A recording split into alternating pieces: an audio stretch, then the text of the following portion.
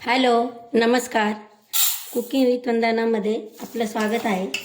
आज आपण परफेक्ट डोसे कसे बनवायचे त्याच्या मेजरमेंटसहित बघणार आहोत. त्यासाठी बघा, मी इथं 3 वाटी असे राशनचे तांदूळ घेतलेले आहेत. त्यांना स्वच्छ 3-4 वेळेस पाण्याने धुवून मगच भिजत घालायचे, कारण राशनच्या तांदूळमध्ये भरपूर अशी घाण असते. त्यासाठी त्यांना स्वच्छ धुवायचे. त्यानंतर बघा, मी पाऊण वाटी अशी उडदाची डाळ घेतलेली आहे आणि त्यामध्ये 1/4 कप अशी हरभऱ्याची डाळ घेतलेली आहे. म्हणजे आपण 1/3 जर उडदाची डाळ घेतली आणि त्याच्यात तर आपली ही 1 वाटीचा मेजरमेंट कंप्लीट होतो. त्यानंतर यांना पण स्वच्छ धुवून घ्यायचे. पण उडदाची डाळला जास्ती पाण्याने धुवायची नाही, नाहीतर तिच्यात जो चिकटपणा असतो तो निघून जातो आणि आपलं जे बेटर आहे ते छान असं फॉर्मेट होत नाही. त्यासाठी तर बघा, मी इथं तांदूळ 4 ते 5 वेळेस पाण्याने स्वच्छ असे धुवून घेतलेले आहेत.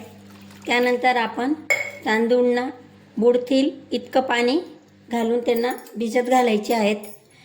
त्यानंतर आपण तांदूळमध्ये थोडीशी असे मेथीदाणे घालायचे आहेत आणि यांना आपण आता झाकण ठेवून 5 ते 7 तासासाठी भिजत ठेवणार आहोत. त्यानंतर बघा, मी इथं डाळसुद्धा 2 वेळेस पाण्याने स्वच्छ धुवून घेतलेली आहे आणि तिलासुद्धा ह्याचप्रमाणे भिजत ठेवायची. हे दोन्ही पदार्थ, डाळ आणि तांदूळ, वेगवेगळे भिजवायचे, एकासोबत भिजवायचे नाही.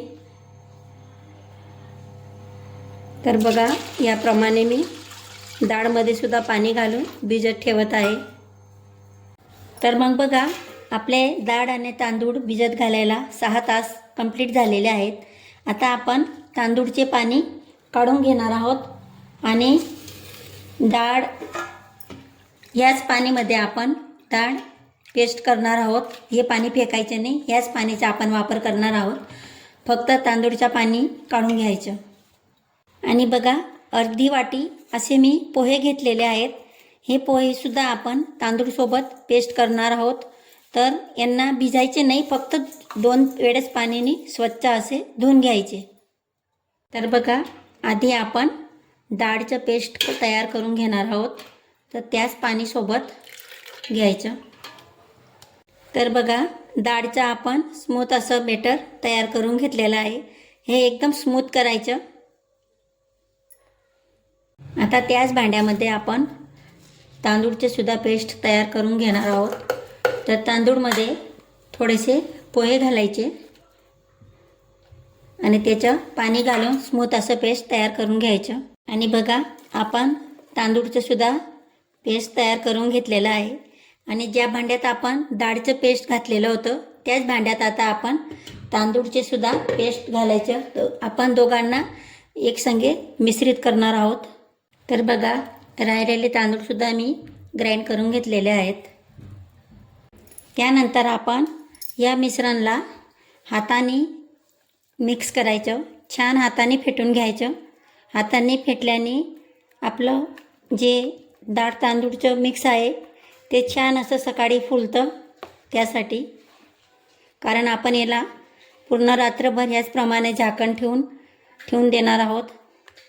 आणि दुसरं असं की आपण डाळ तांदूळचं पेस्ट ज्या भांड्यात घेतो हे भांडं हे थोडं मोठंच घ्यायचं, कारण आता आपलं पेस्ट अर्ध पातेलं असं दिसत आहे, पण ते सकाळी फुलून पूर्ण वरती येईल. जर लहान भांडं घेतलं तर ते रात्रीच ओव्हरफ्लो होईल. त्यासाठी हे पेस्ट एकदम स्मूथ करायचं. आता त्यात मीठ घालून त्याला मिक्स करून ह्याचप्रमाणे आपण पूर्ण रात्रसाठी अशी जागावर ठेवायचं जिथं उष्णता लागते त्याला, कारण आता आपले थंडीचे दिवस आहेत. त्यासाठी ते छान असं फुलायला पाहिजे. म्हणून आपण जिथं त्याला उष्णता लागेल त्या जागावर झाकण ठेवायचं आहे. किमान हे 10 ते 12 तास ह्याचप्रमाणे ठेवलं तरच ते छान असं फुलतं. तर बघा, किती छान असं फुललेलं आहे. आपण ज्या वेळेस ठेवलं तेव्हा फक्त अर्ध पातेलं असं होतं, तर आता हे किमान 14 ते 15 तास मी ठेवलेलं होतं, तेव्हा ह्याप्रमाणे ते फुललेलं आहे. त्याला आता असं एका डायरेक्शनमध्ये आपण छान असं फेटून घ्यायचं आणि नंतर ते जे आपण डोसे करायला घेणार आहोत. आणि बघा, डोसा करता आधी तवा थोडा गरम झाला की त्याच्यावरती याप्रमाणे तेल घालायचं आणि तेल ह्याप्रमाणे तव्यावरती छान असं ब्रशच्या सहाय्याने लावून घ्यायचं आणि त्यानंतर त्या गरम तव्यावरती पाणी टाकायचं आणि असा कॉटनच्या फडक्याने तवा पुसून स्वच्छ करून घ्यायचा. असं केल्याने तुमचा डोसा चिपकणार नाही आणि छान असा होईल. त्यानंतर छान असा आपण बेटर घालून एका डायरेक्शनमध्ये आपण डोसा फिरवून घ्यायचा.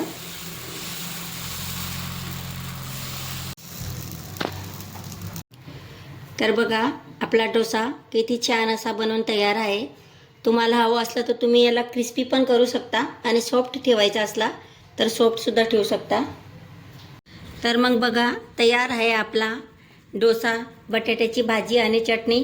चटणीची रेसिपीची लिंक मी डिस्क्रिप्शन बॉक्समध्ये देऊन देईल, तर तुम्ही जरूर त्या चटणीची पण रेसिपी जाऊन बघा. ही चटणी खूपच टेस्टी बनते. तर ह्याप्रमाणे तुम्ही डोसा चटणी करून बघा, हे खूपच टेस्टी लागते. आणि जर तुम्हाला हा व्हिडिओ आवडला असेल तर माझी चॅनलला सबस्क्राईब करायला, व्हिडिओला शेअर आणि लाईक करायला विसरू नका.